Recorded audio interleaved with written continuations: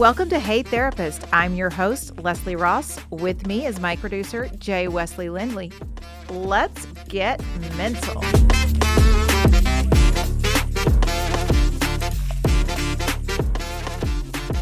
Welcome to episode 22, where we continue April's story.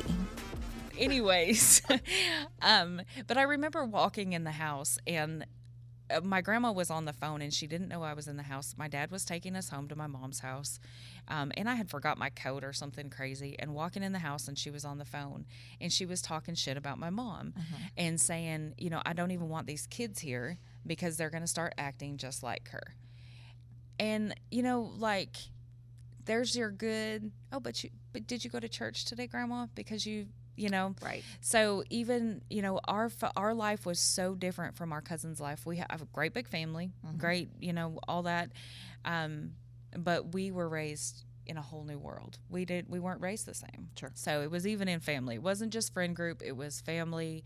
It was, you know, all the things, all the stuffs. So what would you say to April then? And to the people that, because we're going to get to where you are now, but where you are now, looking back at that person, at that child, essentially, she was. And I mean, I know you were 24, 25 when it all kind of come to a head and you moved out here, but, you know, it started when you were a child and all of those things. So what would you say to her and other people that may be listening that are struggling right now and feel that aloneness? We said it earlier. Everything is going to work out. Every last thing in life has a funny way of working itself out. But what you have to do in the meantime is find yourself, heal. You have to heal.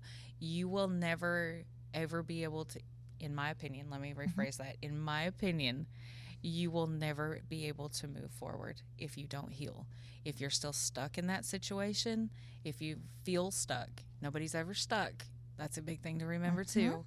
If you feel like you cannot, you can. You have to, I guess step one would be get out of the situation.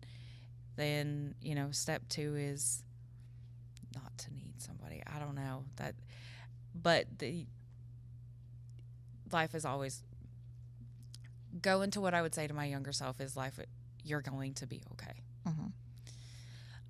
Regardless of how everything feels in that moment, there's going to come a day where you are not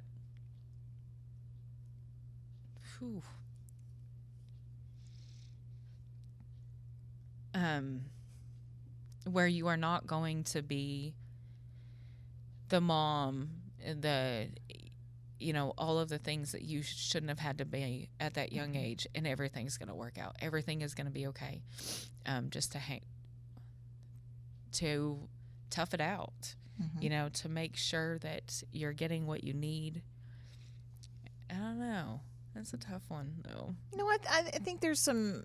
I think it's true in what you said in the, you know, it's going to be okay, and get the help you need. Ask for the help. Yes. Get moving because you're not stuck. Right. It feels like it, but there are resources. Because, you know, in your situation, if you would have went to resources, you could have maybe gotten out of the situation earlier if you would have realized that was a way out. Right. Yes, absolutely. And I think that that's one thing that I envy about these days of what's going on is, you know, I talked about my mom being an addict and thinking everything was normal and nothing.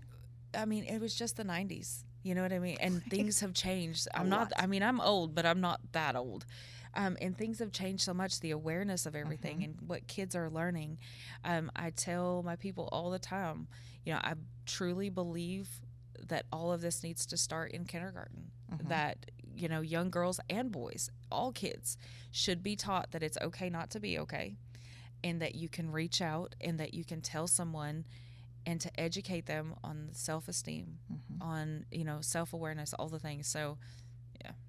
I think that's so important too. I agree. Yes. And it's, so now you are the director of a program. Yep. that deals with people in justice involved substance abuse. How does that feel for you? I feel undeserving sometimes, honestly. I look around and it's the funniest thing because, like, you know, you go through all these things. We talked about me being in jail and the attorneys and the judges and the city council meetings and all of these things. And, you know, I'm not educated. My education comes different than everyone else's. Not saying I'm not smart, because I feel like I am a little bit smart, but sometimes it feels undeserving. But it's an odd feeling. It really is.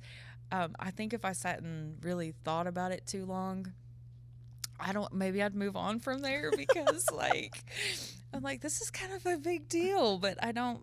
It is a big deal. I don't know. It's just me. Like, it's just me there. And so I try not to, I really try not to think about it like that, because I don't know. I don't want to put too much pressure on myself. I'm already worried about failing. Yes, we have plenty of conversations about this. Yes, like, am I doing a good job? Am I, you know, all the things. But it's a pretty, you know, I in the big scheme of everything, in the big picture, I have come a long way. I tell everybody, and there's a lot of things, you know, none of y'all know me then. And there's not very many people that can shed light on the way I was because I was mean. You know, I was full of rage and hate, and I was mad at the world. And so now, like, to be able to get upset and have a conversation is a big deal, you know, like, but all of these things. So yes, I have come a very long way. But at the same time, I say that, and I think that the reason why I try not to make such a big deal about it is because I always knew this person was there. Drugs were not always my main thing. Granted, you know, IV drug use for a year, you know, a few years, that becomes my thing. And so it's always there. But, I don't know. I don't know if it, I guess because it was there to cover something up, and I walked away and I made it. And so maybe that's why I don't know. I just don't think I don't know.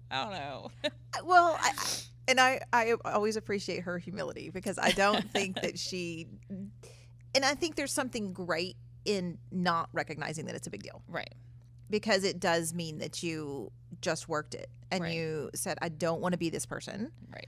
I don't really have a choice now. I'm here. I'm in Oklahoma. What the fuck am I going to do? Yeah, like, so here I am. Yeah, here we are. But you've come so far, and you went into a field where you were around people that are actively using. You were around people who struggle the same. We've had conversations that there were a few clients that you would always say, oh, she reminds me so much of my mom. Right. And it was really hard for you with those individuals, because you knew that it could be better. And this is where her passion comes from. Right.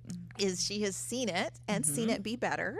Right. So this one can get off in somebody's ass pretty quick. And it works. I'm sorry, not sorry. No apologies. Because they most of the time need it. And they need someone to have that firmness with them, because there's something to be said from no, I've been there. Right. And I think that's why you are so good at what you do and have done and are doing now, because you can say, oh no, I've been there. Yeah. No, we ain't playing that game. Right. Because I know what it's like. Yes.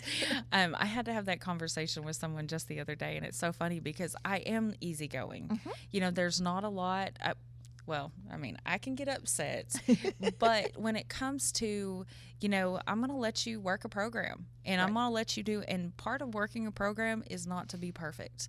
It is to make those mistakes. But guess what? You're going to hear about it from me, and you're going to hear me say, you can do this, but it's not that you can do this. It's you're going to do this because it can be done. The conversation, and the poor gentleman, you know, I'm going and I'm telling him, you know, like, there's some things you don't know about me, Craig, like, you know, and his face, it was just in total, absolute shock. Like, seriously? You're lying to me. No, I'm not. Like, I'm not lying to you. The ghetto does come out every once in a while, but it can be, you know, like you said, I've lived it.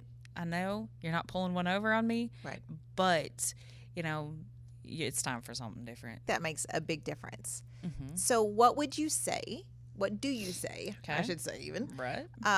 When you first encounter someone, or you're having that first conversation, or you know that there's someone that's struggling, Mm-hmm.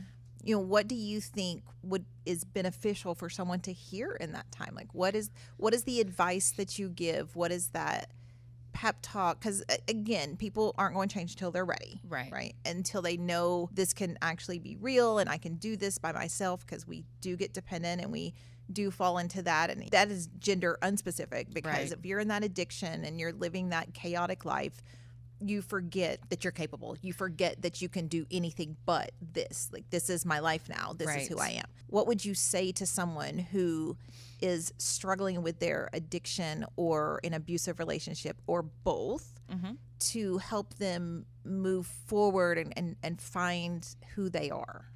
I think one of the conversations that I have the most of is a lot like, okay, you're here, you've got caught, you've done all the things, you're stuck with me, you're stuck in this program.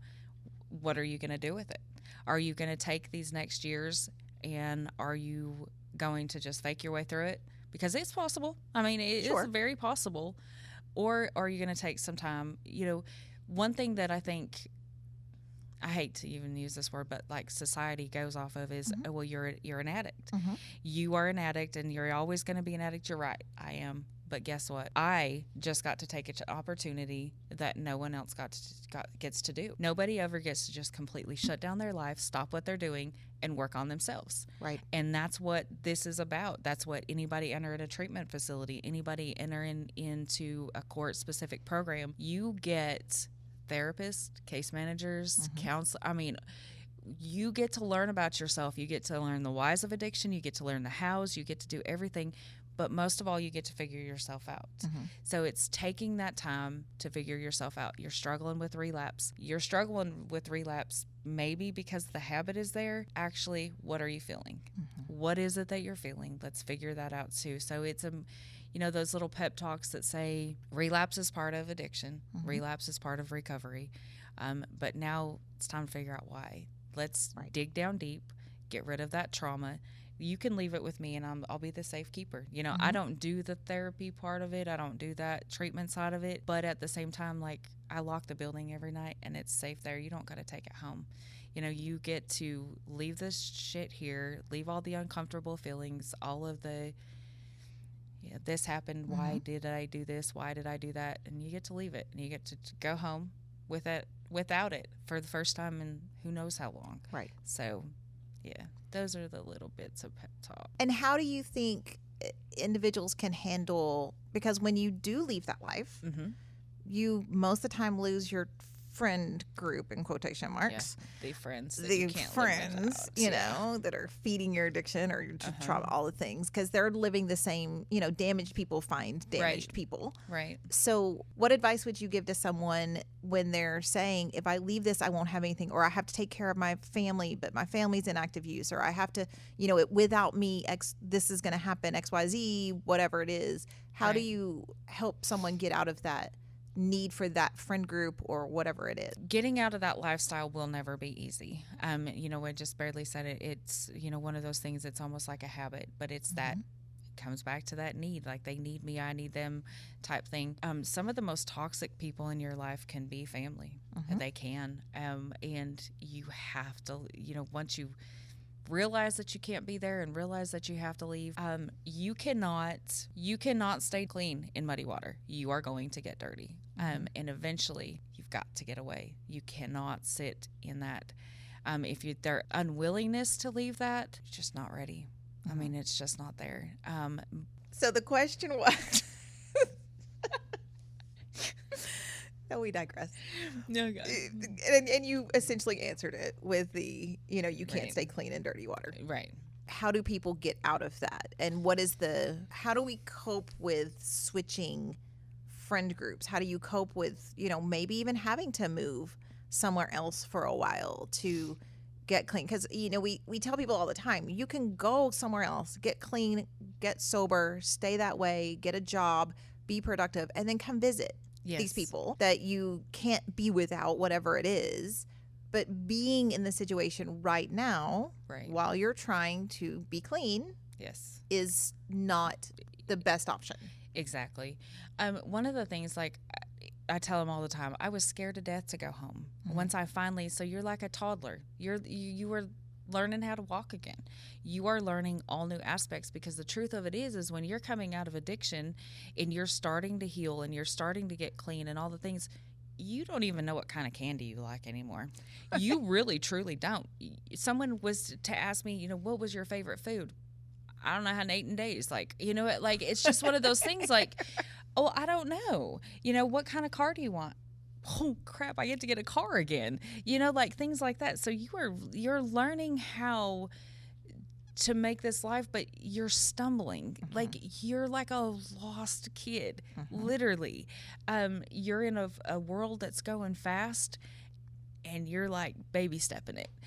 So you get to where once you finally figure out your likes, you figure out what it is that you want, you figure out what it is that you like, don't want, then you found yourself a little bit again. You've healed, you've went through all of this treatment, you've done all of these things. Well, hopefully you're going through treatment and not just getting clean, but you've guilt and shame is gone, and you're this new person inside, and then all of a sudden, oh my God, my favorite color is blue. Like my favorite food, oh, I don't like that, but I do love this. And so then you go to these people that are your friend group and that you just could not let go. You have nothing in common with them anymore. You can love someone from a distance, and you can love them wholeheartedly, and you can be there for them when they're ready to make the changes. Sure. But you can't be with them through their changes, because at this point, you're in high school and they're still in a playpen. Like, I mean, you're living on different continents at this point, and that is the difference. I actually have one friend still. I have apologized to her, on multiple occasions because I didn't understand the getting clean thing, and she got clean before I did. We were in active addiction together. That's only how we knew each other. And then she started to get clean, and when she would come around, the only thing that I had to compare anything with was us using. And she's like, okay, like, love you, but I'm going to have to love you from a distance. And I thought, you bitch. Right. Like, what do you mean you're going to love me from a distance? But it's because I had no boundaries. Sure. I had no, anything. And once I got clean, I think, she's right there close to, I think, a year ahead of me in sobriety. Once I got clean, I was like, oh, I get it. Oh, I got it. Shit. I'm sorry, bro. Like, and we talk every once in a while, but I'll always consider her one of my good friends. Sure. She loved me from a distance, and that's totally okay. I've had to love my own mother from a distance. I have had to say, stop, I'm not going to have this conversation with you. And I've had to leave, and like flipping me off in the driveway as I'm leaving, like, all the things, but it's okay. It doesn't matter who they are. You have to protect your peace. Right. You have to protect your soul. You spend all this time working on yourself, building yourself up. It's almost kind of like reminds me of Friday Night Lights, like they're pumping themselves up before a game and da-da-da. And sometimes you have to do that with just everyday people. Like, I'm going to pump myself up to tell you to get fucked. Like, here it is. Stay out of my life. But it's just like one of those things. And, a lot of times I get the blowback of, well, I'm not better than anybody. I'm not better than this person, so why does that? No, you're not. You are absolutely right. You are not better than anybody, nor are you trying to be. But, like, if it was your kid, would you wrap them up and protect them? That's all you're doing. That's all you're doing is just protecting your peace. It has nothing to do with I'm better than anybody else, because I'll never be. We're all, Sure. Even them. Everybody's the same. But I have spent the last almost, May will be 13 years, and I have built a life that I'm proud of.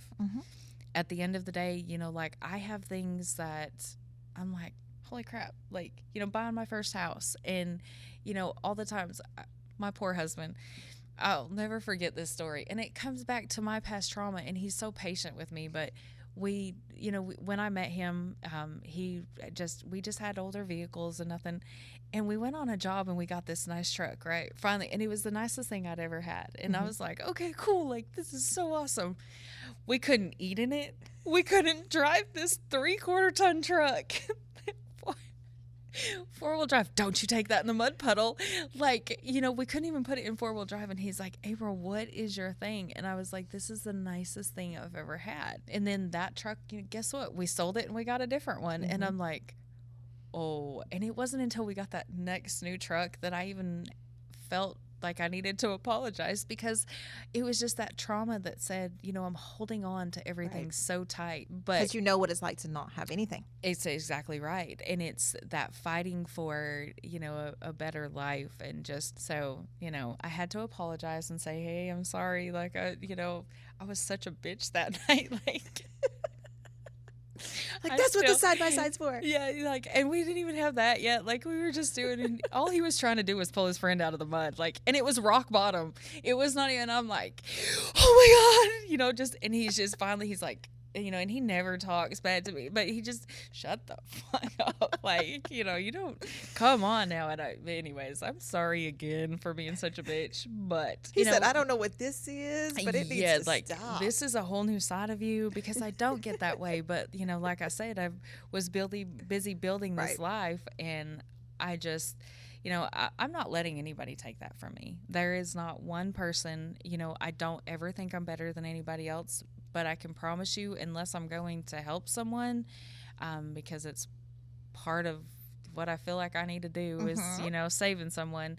But I'm not going to be in a room full of addicts, someone in active use, because I am all about being in a room full of addicts. I feel comfortable there. I feel comfortable with those people, and I'm proud to be a part of them. I'm proud to be a part of where I've been. Sometimes, and especially lately, I've found it a little bit harder to admit where I've been. But you'd be surprised at the people who can relate. And that's what I'm going to say. Don't ever feel ashamed to tell your story, to wear it loud and proud as you want. There is never a need to hide it, because even those prominent, the big wigs, the people that you think, they struggle too. Everybody is human. Everybody struggles. My grandma once said to me, I've mentioned a couple times I have a huge family, and there's just 3 of us actually who have admitted that we have a problem. Okay. That have gotten some help, that have been in full addiction. And my grandma, she used to always say, if you don't know somebody in your family who is struggling with addiction, it's because you've closed your eyes and chose not to see it. And that's true. Everyone struggles in one way or another with addiction. So money, social status, anything like that, it's usually easier for them. For sure. And sometimes it is those prominent people, but you don't know about it. Right. Because they can afford to be sent off over here, to have someone come, or to do these things. Their court things go away because they can pay off their bonds, and they can not ever sit in jail, and they can do those things. But that doesn't mean that their addiction and the behavior is any different than what you think of, what people think of when they think of a meth addict. Yes. And I think that that's kind of where the stinking thinking comes in, they're better than I am, because no, they're not, because they just have money in their bank account to pay for it, and they weren't showing themselves on the streets. Right. That's what happened there. So again, I can't stress it enough. Because you never know who your story is going to affect. Right. You never know who you're going to help. You never know, when getting down to the nitty gritty, what that's going to look like. And everybody slips and falls. I sit here and I talk about, I've created a life that it's amazing. It wasn't easy. None of it was easy, but the slip backs, the fallbacks, the everything, it's still something I can, take pride in at the end of the day and say, nobody's going to steal that from me type thing. So. And you didn't let those slips and those falls stop you. No. I tell everybody, life fucking sucks. It does. A lot of times. It does. But guess what? Tomorrow's a new day. You can sleep on it.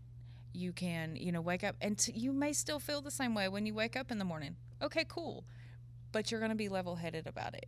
And you're going to be able to look at me or anybody else and say, you're an asshole, you pissed me off, instead of doing something irrational and showing out and making the situation worse. But just because life sucks, the good days outweigh the bad. There are more better days than there are bad. And that makes it all worth it in the end. And those good moments, you know, just like yesterday, sitting in the uncomfortable bleachers watching a softball game, you know, things like that, I don't know. I guess when you asked me, you know, well, we're going to do this for Recovery Month, and then all of a sudden I'm like, oh no, I'm so nervous. Like, what am I going to say? What am I going to do? You know, and I'm sitting there and I'm like, oh, but I'm so thankful, you know, and it just taking in the big picture of yesterday and remembering, like, because I don't probably often enough reflect back on the little things becoming the big things and the moments that I did miss. And, you know, even knowing that I missed those moments with my own kids, I get to, you know, see the nieces and nephews and all the things. And so, yeah, I'm thankful for that. Like, you know, but then again, it goes back to it, just because I've healed from all of that doesn't mean it makes it any easier, because I still have missed out on a lot. Sure. But there's still a lot to go. There is. Yes. And things are better. I mean, you know, no situation is ever permanent. We talked about that a little while ago. I, in turn, Caden's going to kill me. Hi, Caden. Yeah, hi, Caden. But, you know, I finally have, I don't know, I watched him pull in my driveway last night, finally getting back and, you know, and all the things. And he's grown and he's a man now. I still want him to be this little baby, you know, but there was a time where he saved me, and he doesn't know that. But I don't think I would have made it as long as I did without him. And he was like the one piece in a chaotic world in this little, he was so cute.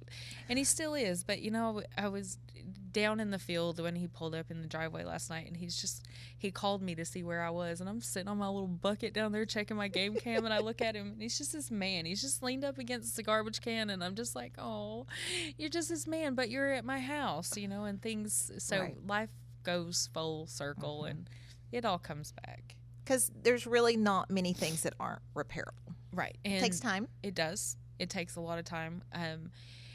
You know, the closest that I have ever been to relapsing was when Caden came back in my life. And it sounds so crazy, because I should have been this person that was like, oh my God, you're here, you know. And I was so happy to be able to talk to him, but he was so mad at me. And in turn, in order for me to be able to, you know, I promised him I will never lie to you. And those hard questions that I had to answer, that's a lot of the past that doesn't get brought up on a daily basis. And I hope I never have to bring it up again. But there's, you know, we talked earlier, there's things that I've lived through that I don't want to talk about. But I would do it all day, every day for him, and explaining to him that, you know, all the things. And so it took a minute. It took a while, but it is repairable. It is.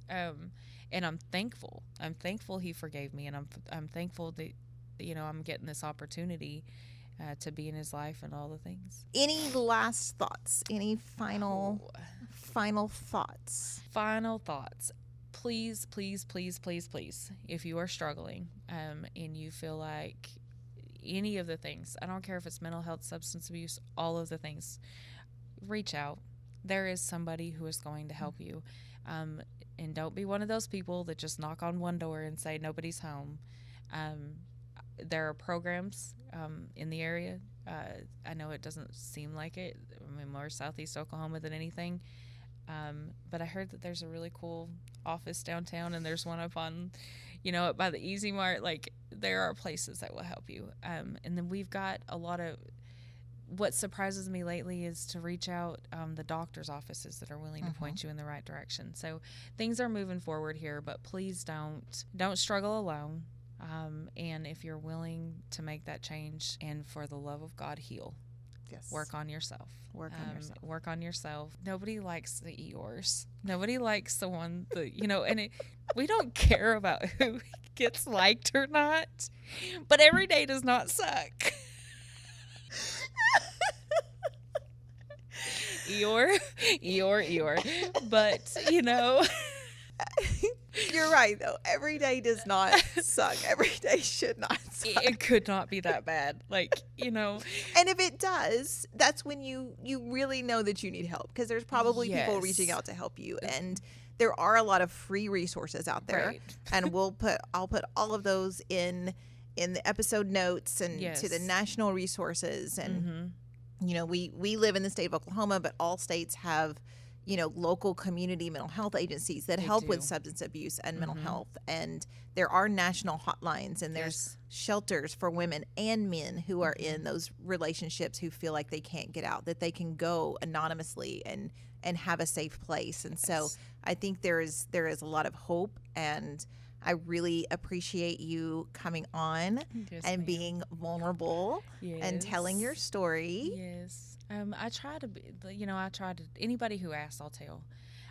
There's sometimes where, you know, it portrays a little bit better, and sometimes I'm just like, yeah, I did drugs, I'm moving on. Like, you know, and it's just because sometimes it's just bees like that. Sure.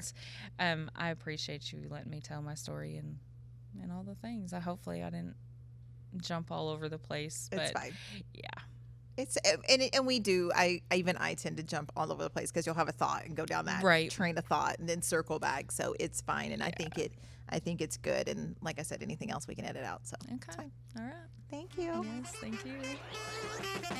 For my producer, Jay Lindley, I'm Leslie Ross. Thank you all for joining us. Please send any questions or comments through the website, heytherapist.com, or email help@heytherapist.com. They may be featured on the show anonymously. Hey Therapist is an SEOK radio production and is for your entertainment purposes only. Thank you for joining us. Make good choices.